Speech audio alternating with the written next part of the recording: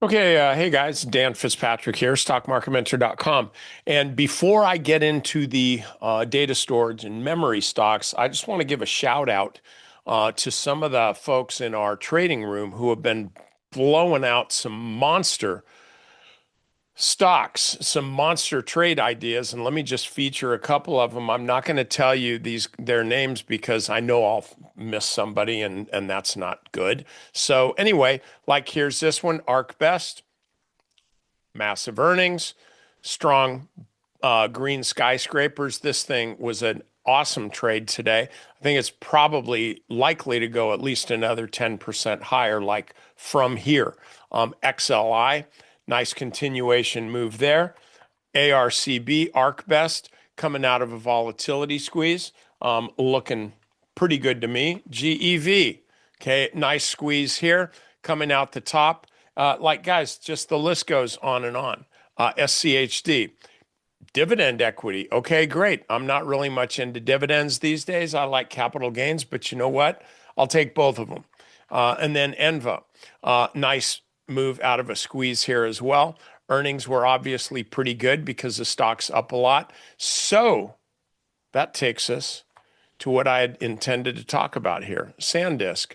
I think on Friday, this stuff, all these things really kind of peaked. SanDisk printed a great quarter and gave awesome guidance. The stock gapped up, I want to say like 20% or something. Yeah, it gapped up 20%.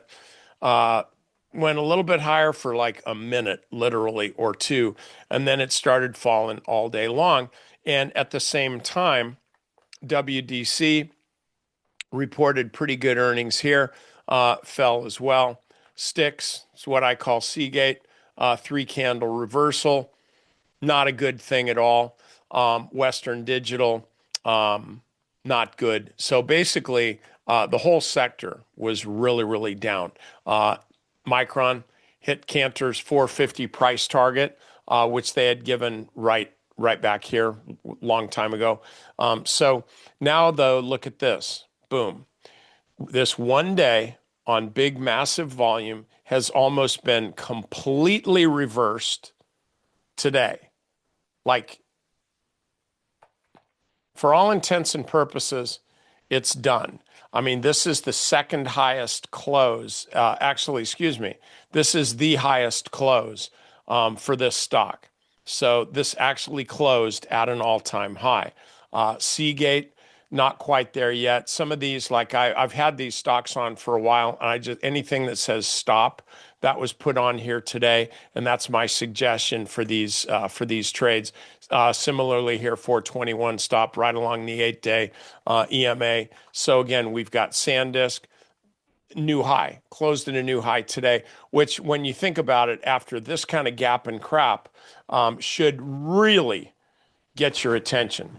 I mean, last Friday, it was basically time for Elvis to leave the building, it seemed like, though you look at this on the weekly chart, I don't know where this stops. I said for a while, like my price target is 1,000, and that was my 2026 price target. In other words, sometime this year.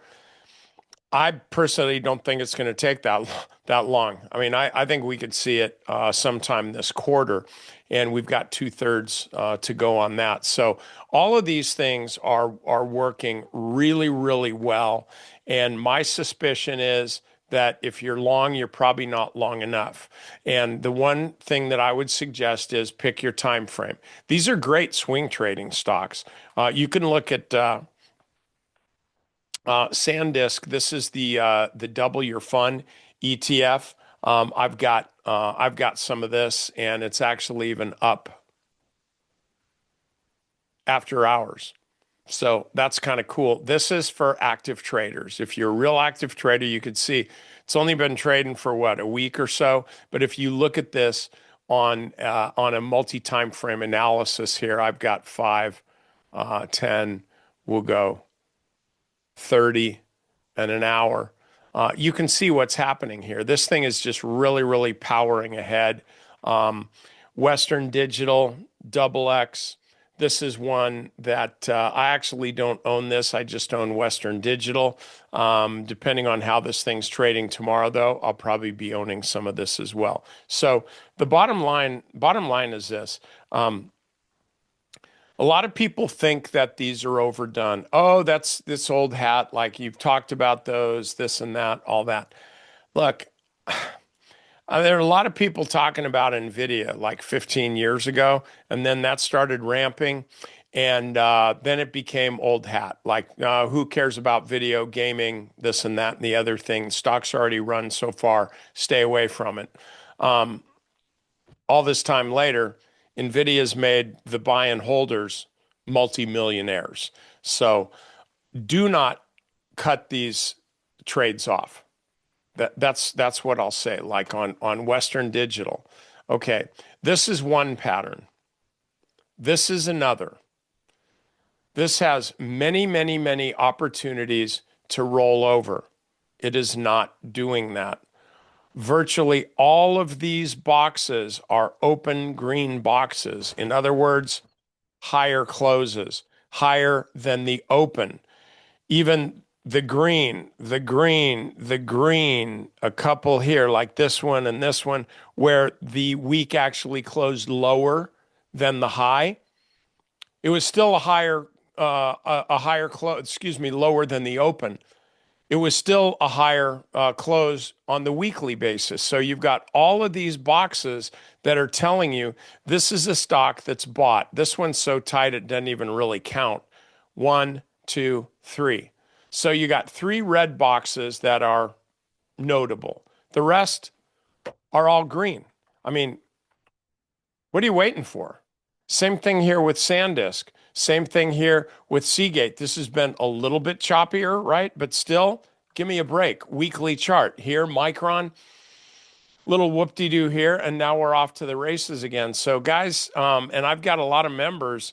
I'm getting emails, and I see it in my live sessions, thanking me for my continued conviction in these because we continue to be right on these stocks. We're making a lot of money here. And the most important thing, at least for this trade, is to kind of understand the technology, understand the business cycle, understand the AI stack, how this fits into the compute and power, and then finally memory and data storage stack. These are really, really important. It's what I call the hidden backbone of AI. These things are going a lot higher. I guarantee you that. You can't be too bullish on this sector. Four stocks. I call them the four horsemen, but then that kind of connotes the apocalypse. So maybe we won't want to go with the Fab Four instead. But these stocks work, guys. They really work. And then I'll just talk to you. They really work. They really work well. What you want to decide is, are you trading these or are you investing in these? In other words, are you holding these for a big shift? Because one thing that not too many people are talking about is that these stocks, they're being re-rated. They're being re-rated. They're being reevaluated from the cyclical theme that they've always been, like the economy's good. Demand for memories up. Like Apple's seeing an issue now with the bottleneck in their memory chips. So, hey, the economy's good, right? When the economy's bad, nobody's buying phones. Memory's really cheap. Okay, that's not the case anymore. Now, they're just buying memory all the time, data storage all the time, good, bad, left, right, data, storage. Now, tomorrow, always. And so, yeah, I think these are going a lot higher, and I'm positive of that with one caveat. I have like a 99.9% chance of being right on this, okay? And the 0.1% chance that I'm going to be wrong, I've got an answer for that too. Follow the chart. Let the chart tell you when that 0.1% of being right is actually wrong. My suspicion is it's going to come from a lot higher level. Okay. So again, I'm pounding the table, but I'm also saying, look at the chart, focus on the chart, and trade the stock technically with the knowledge that fundamentals are really, really sound in this sector. Okay. So that's all I got for you guys. All right. I will see you next time.